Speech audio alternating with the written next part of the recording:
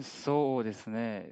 この Миний 時期 бодлоор は энэ もう жилийн そ зун う их なんじゃ халуун ない байна. かな。Миний ихэнх найз で нөхөд は、эргэн тойрны こ хүмүүс ч れが、энэ зун нэлээд халуун байна гэж ярьж 今 байгаа. としては、Сүүлийн үед зуны そ халуун の нэгэнт тогтсон үзэгдэл болж сүүлийн 4 жилүүдийн月 халуун の今の цагаагаар 時期は Япон 夜とか хүмүүсийн 涼 дунд しい хэвийн の үзэгдэл мэт тогтсон гэж хэлж 夜 болно. は涼しく Намайг て、хүүхэд байхад 夜 шөнөдөө 歩くの сэрүүхэн に байдаг байсан. 網戸にして Тиймээс 窓 хаалга を開け цонхондоо て тор しっか тачхад り風が агарч 入っ улагчгүйгээр て унтаж 電 чаддаг 熱に байлаа. つける Харин одоо бол と шөнөдөө か、агарч улагч そう асааж いうのが унтахаас өөр つ аргагүй い болсон. て、Энэ нь 気 Япон 温が өмнөхөөсөө илүү 少 халуун し болж бид энэ 下がる халууныг と、 илүү そ мэдэрч の湿 үүнээс 度 болж も хүндрэл ま бэрхшээл た тулгарч 下が байгааг ってき харуулж てく байна. ると、 Зарим хүмүүс халуун цагаагаараас шалтгаалan өдөр тутмын үйл ажиллагаагаа хязгаарлах, тухайлбал гадагш гарахаас зайлсхийх хандлагатай болж байгааг бид харж байна.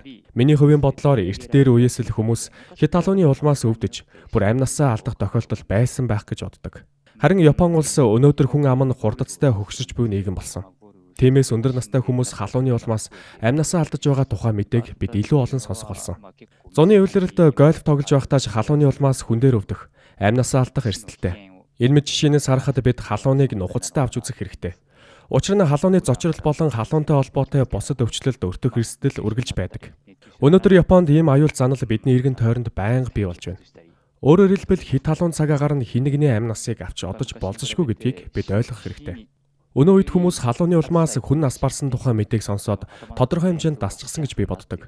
Өөрөөр хэлбэл ийм мэдээ сонсохдоо бид өмнөгшгөө их гайхаж, зочиртгоо болсон мэт санагддаг. Дэлхийн дулааланд Японд хит халуун болж байгаа нэг хүчин зүйл байж болох юм гэж би бодож байна. Японд хит халалтын талаар бас нэг анхаарал татах зүйл бол Япон улс хавар, зун, намар, өвөл гэсэн дөрвөн улиралтай. Улирал бүр өөрийн гэсэн онцлог сайхан зүйлтэй. Гэвч сүүлийн үед хавар намрын улирлаа алдаж, зөвхөн зун өвөл гэсэн хоёр улиралтай болж байгаа мэт санагддаг гэж хүмүүс ярьдаг болсон. 基本的に何かが起こって